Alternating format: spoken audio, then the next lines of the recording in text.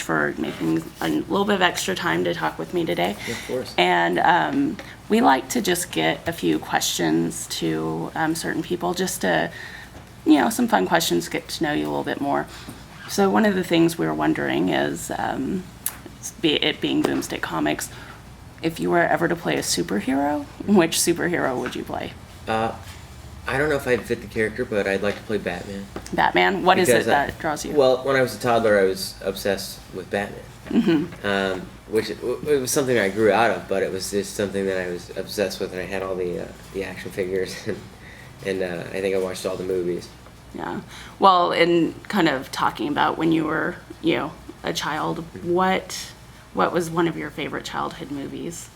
I remember I used to watch the same movies over and over and over. When I was a kid, I watched, I think my favorite movie was Iron Giant.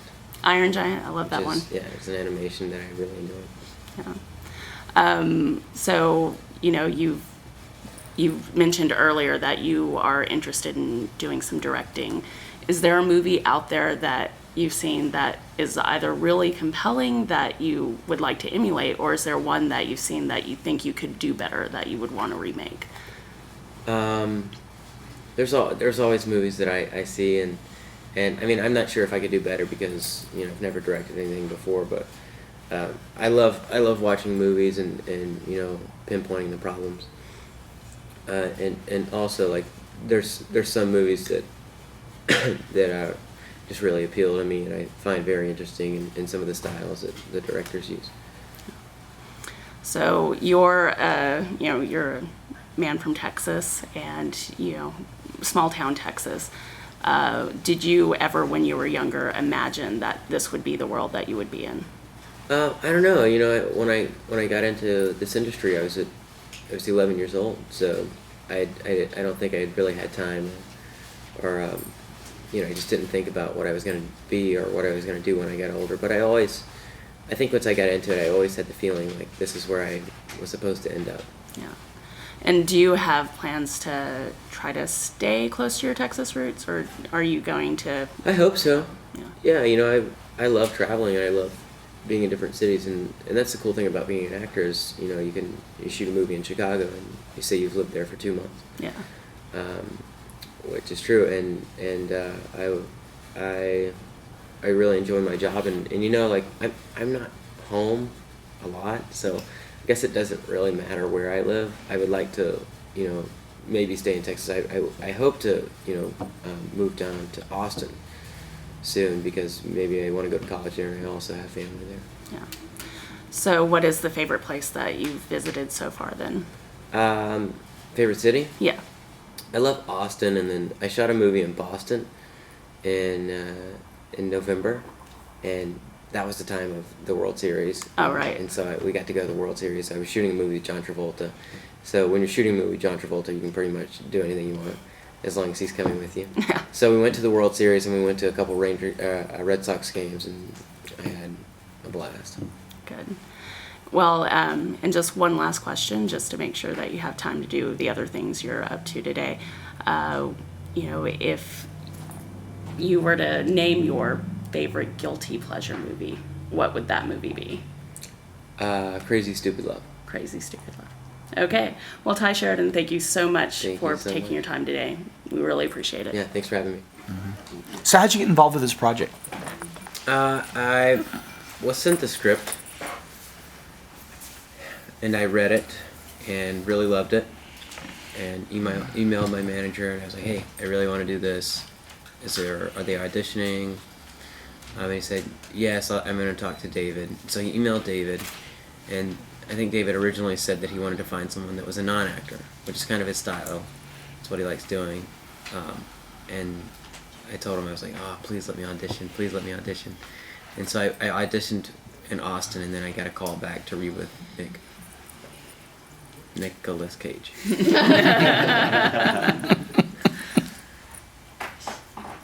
It's kind of a natural progression from Mud to this film, though, isn't it? I mean, in a way, they're sort of of course. They're sort of kind of set in similar types of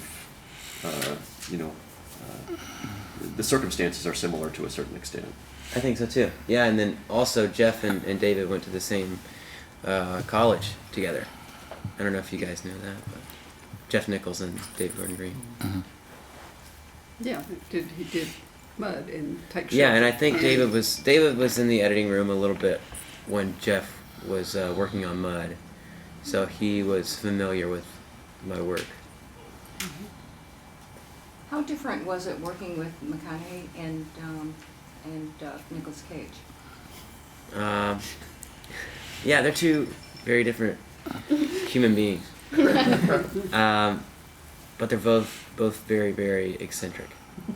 They're very distinct people. And just by the voice, like you can hear. I mean, sometimes I'm walking through my living room, and I don't know if you guys have heard it, but McConaughey does a Reliant, a voice for the Reliant commercials, and like I'm walking through, and I'm like, wait, what is that? I know that voice, and it's his voice on the commercials, and then Nick, as soon as you meet him, it's like, oh yeah, that's Nicolas Cage. What did you learn from each of them? You can learn so many things, just from an actor of that stature. I know working with Nick, I was a fan of his work in Leaving Las Vegas, and where he played an alcoholic, and I don't know if you guys have seen the film. So we were doing a scene where we're both playing drunk, and he would get out of the truck and spin around in circles, and I'm like, I'm gonna try that.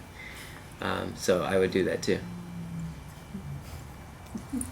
What about working with the fellow who played your father, Gary Poulter? You were the veteran in that case, and he was the newbie, right? Yeah, it was interesting. He was looking to me for advice, which is not very common. But it's great. Like I love working with non-actors because it keeps you on your toes, because you don't ever know what they're gonna say or what they're gonna do, and in this case, he would just get on a roll and things would start coming out of his mouth, and you just kind of have to roll with him. Had some pretty dramatic scenes with him too, didn't you? How was Yeah, it? we on the first day, and this is I think is a signature move of David Gordon Green, but on the first day we did one really big scene, and I think he was a little nervous at first, but once we got into it and started doing it, it was like he was an absolute pro. He just seemed to jump off the screen, and I went afterwards and tried to find out who was that actor, and his name wasn't anywhere, and I didn't until I saw the press notes. Yes, I didn't know that he was really. Yeah, well, they found him on the streets in Austin. He was a street performer. They found him at a bus stop, and Gary had, he was in the Navy, I think. And so he was stationed over in Japan for a while, and he spoke a little Japanese, which I thought was very interesting. He's a very talented guy, really smart, and it was just unfortunate, and a large portion of his life. But yes, they found him on the street, and they called him in to read for a small role, and he did absolutely great, and so they called him in to read for a bigger role, and then the next time they called him in, they wanted him to read for the third lead of the movie, which he also nailed. It was such an honor working with him and getting to go to work with him every day, and to see the smile of the smile on his face after we did a scene when he would meet Nicolas Cage and he would be in rehearsal with him was really touching. I read that you had some rehearsal, but you really didn't get into character until you were dressed and on the set. Yeah, of course. And I feel like that with all my characters. It's like I have and I think this is pretty much every actor. Like you have a good understanding of what you want to do in the film, with your character, but you can't really grasp it until you're on set and actually in the motions. Do you ever worry that you're not going to get into character? Oh, Like, absolutely, that you'll- all the time. Yeah, I remember I was shooting. I was right before I did Mud. I just got the call, and they were offering me the role, and I was like, "Cool, so I'll do this with Matthew McConaughey and Reese Witherspoon." And then it set in. I was like, "Oh man, what if I, what if I don't do good? What if I don't do my job?" So that's it's always a worry in the back of my mind, which I think, who wouldn't worry in in that case. But yeah, it's always there in the back of my mind. But I usually just push it to the side and move through it. What was it about this, when you did read the script, what was it about this character in particular that really drew you in? It was, well, the story itself was very appealing to me because it was set in the South, and I just fell in love with the characters. But my character specifically I felt was very. There was a couple similarities between myself and he, but there was also like a lot of differences. Like his dad was abusive and alcoholic, and that's totally different from the way I grew up. Like I've always had that strong father figure in my life, and that was one of the things that I found interesting. There's some physical demands in this role. Have you ever had trouble? And I think we talked about this with Mud, that physical demands don't bother you much. No, it's I always like the physicality in a film, and some of the roughness and the grittiness, and especially this film. But where it really gets interesting is like working with motors and animals, because they're unpredictable. You don't know what they're going to do. Was there something that happened that surprised you?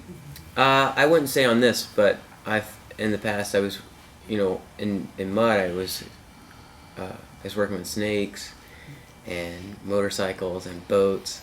So the boat was really tough, actually.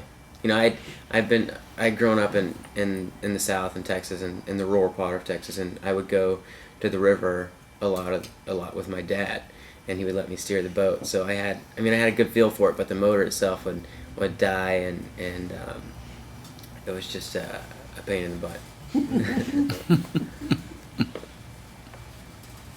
Can you talk about the different approaches of the directors you've worked with? I mean, you've worked with some pretty impressive directors now, David, and Terrence Malick too, and Jeff.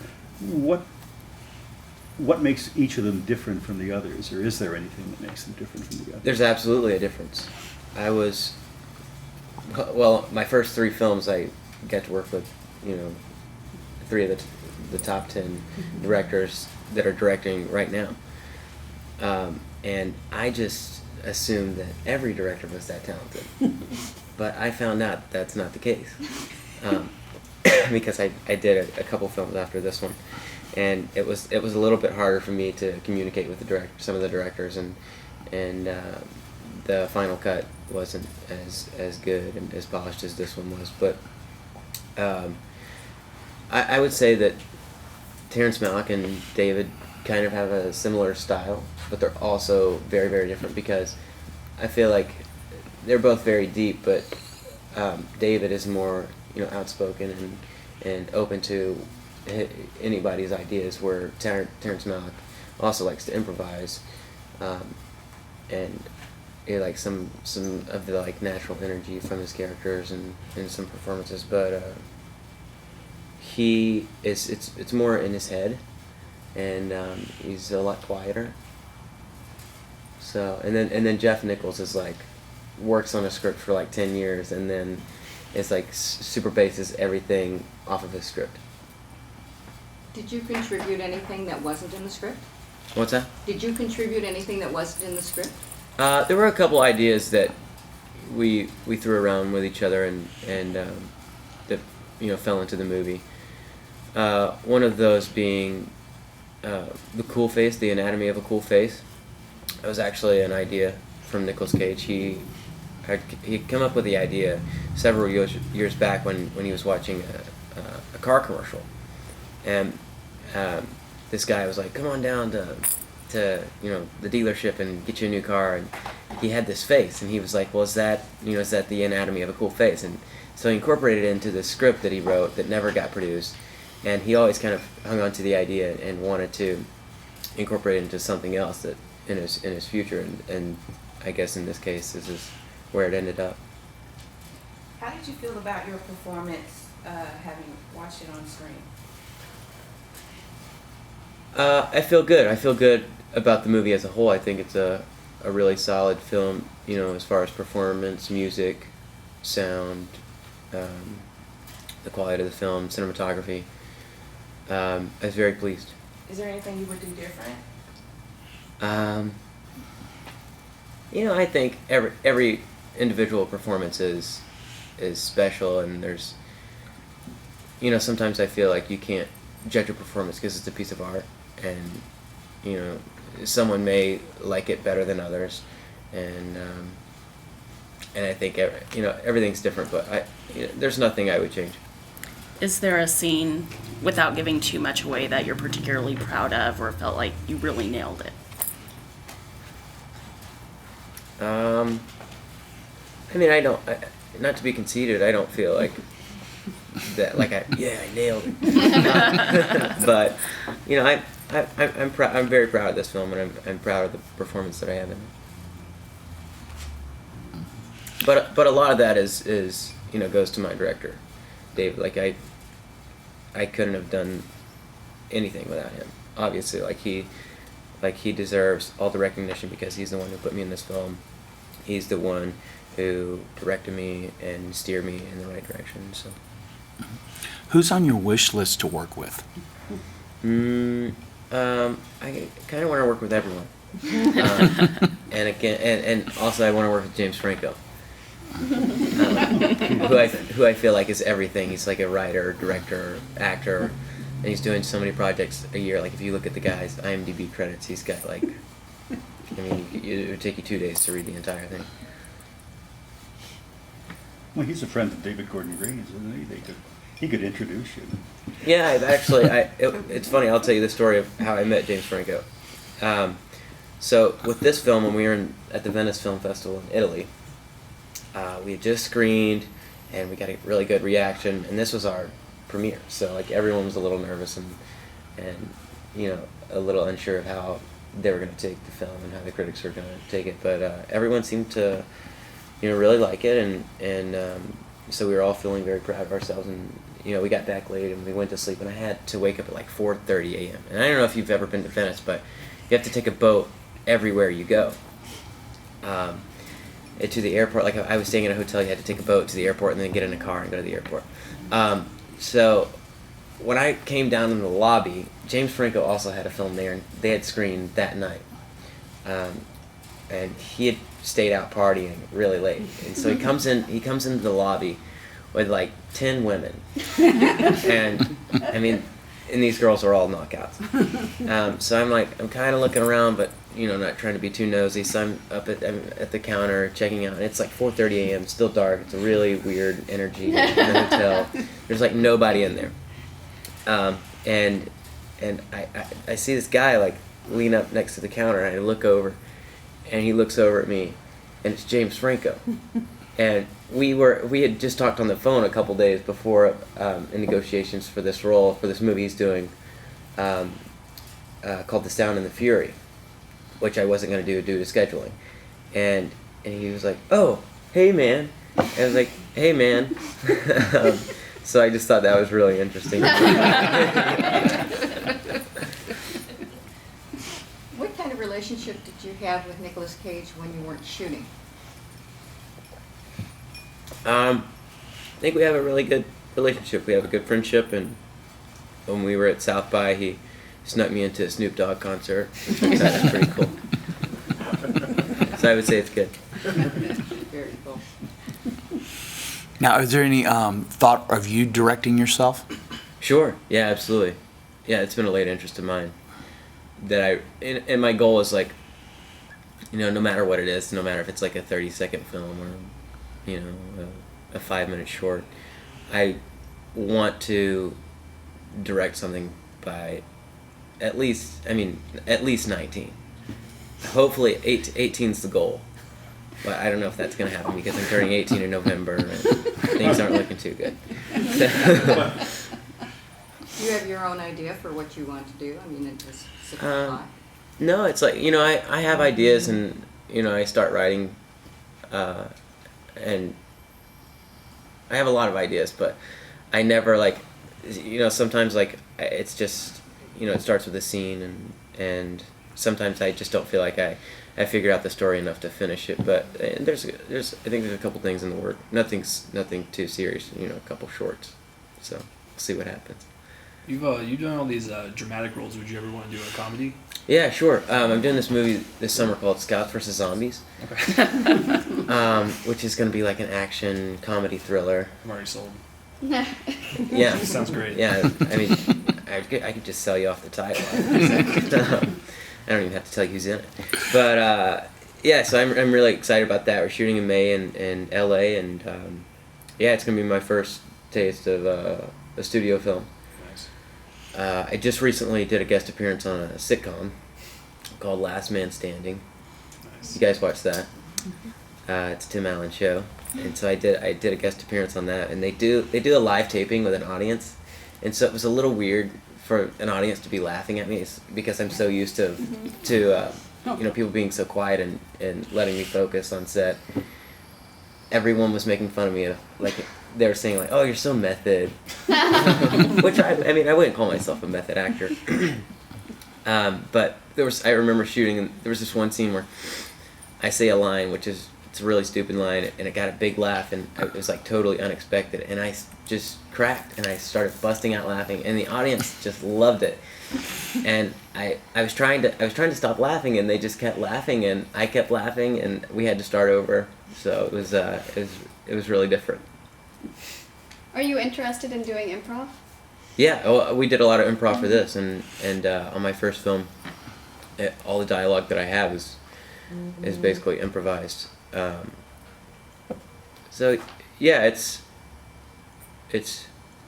I enjoy it because I feel like that's the way I learned, and I like acting, you know, on my feet. So yeah, I enjoy improv, and I think it's a really fresh way to get some of the stuff you couldn't, as you know, if you were writing dialogue.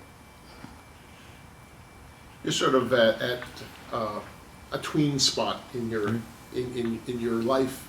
You get offered teenage roles. Are you getting offered now adult roles as well? I'm not getting offered adult roles. It's more of like, you know, 18, 19 is the max. And again, like I've always promised myself that I was gonna play at least like 2 years within the range of my actual age, because one of my biggest pet peeves is seeing a 25-year-old play a 16-year-old. You're not going to be that guy. I hope not. And if you guys ever see me in one of those movies, and come find me, slap me around. Now, since you did the Tim Allen show, is there a bigger taste for you to do more live stuff? I don't know. I've always been terrified of doing live stuff. Because if you mess up, that's it. Like theater is something that's always scared me. But maybe I'll give myself a challenge, and we'll see what happens. We have time for one more question, and we'll need to wrap. What do you watch? What do I watch? Sports Center. Well, you know, it's like I travel a lot, and I work a lot, so I feel like I'm putting in like a lot of focus into my work all day, and like my mind's just constantly spinning, and I need something to kind of zone me out, and just kind of calm me down. And so to wind down, I just catch the top 10 at night and watch a little Sports Center.